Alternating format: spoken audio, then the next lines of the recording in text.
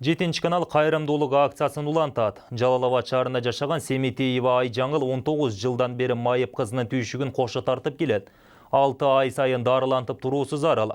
Бирок ага чоң суммадагы акча сарпталгандыктан каражат табылбай калып кеткен учурлар көп болууда. Ошол себептүү бой жеткен кыздын абалы күн санап начарлууда. Колунда бар инсандардан жардам сурап кайрылган үй бүлө тууралуу кабарчыбыз сөз кылат.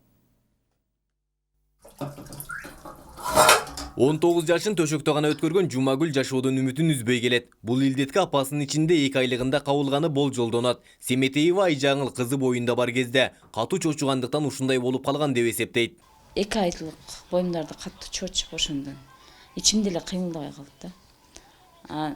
Доктурлар жакшы эле нормальный деп коюшту. 6 айга чейин аябай жакшы чоңойду да мындай. Помпоюп жакшынакай болуп, аябай жакшы чоңойдум, бирок 6 айдан кийин эле уже эме боло баштады да. Арыктай баштады. Төшөктөн туруп көрбөгөн Жумагүл 6 ай сайын дарыланып туруусу зарыл. Ага Бишкек шаарына барышы керек. Бирок каражаттын тартыштыгы мүмкүндүк бербей келет. Анткени бул үй бүлөнүн эч кандай киреше булагы жок. Төшөктөгү Жумагүлдөн башка 2 кызы мектепке барат. Кызынан көз албай карап туруу зарылдыгы бар болгондуктан үй кожойкеси жумушка орношо албайт. Кол өнөрчүлүк менен тапкан каражаты болсо тамак аштан артпай калууда. Күн өткөн сайын балдар чоңоет, мектепте окуп калышты, аларга деле ручка бир нерсе, майда чүйдө кийим кече дегендей. Тамак аш баарын эми сатып алабыз да. Өзүм дагы кичине кол өнөрчүлүк бир нерселер жасап, сатып, багындай кийизен домашнийлерди жасадым. Анан машина комплекттерди как шырдак сыяктуу жасап, билген адамдар анча-мынча келип акча беришет. Чет элден атайын демөөрчүлөр чыгып, 1 жылдык батир акчасын төлөп берген. Ал төлөнгөн убакытта келип, азыркы учурда башка батирге көчүшкө туура келип жаткандыгын билдирет. Бирок башка жашай турган турак таппаган эне эми 3 бала менен кайда бараарына баш катырууда. 15-жылкы декабрдан 16-жылкы декабрга чейин төлөп берди.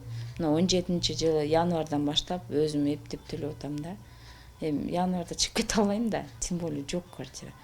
Азыр деле ушу жалбарып эми кичине квартира эмагыча жашап турайлы деп 1 ай зорго уруксат алдым да. Ошонун айынан дагы эме ала албай атам да, кызымы мына уже лечение алып барыш керек эле да. Нар акчам жок болду, бирок ушу аралыкта эптеп акча таап лечение алып барыш керек эле да, апрелденчи. Эми эгер майда суранып көрөм, эгер уруксат берсе жашайм, болбосо азыр деле издеп атам, бирок чыкпай атат да квартира. Бул үй бүлөнүн абалына кайдыгер карабаган инсандарга жардам колу сунулат деген ишеничте жалпыга маалымдоо каражаттарына кайрылуу жазган. Азыркы учурда 3 баланы багуу жалгыз бой эненин мойнуна жүктөлгөн. Айбек Исабеков, Улукбек Боронбаев, 7 канал.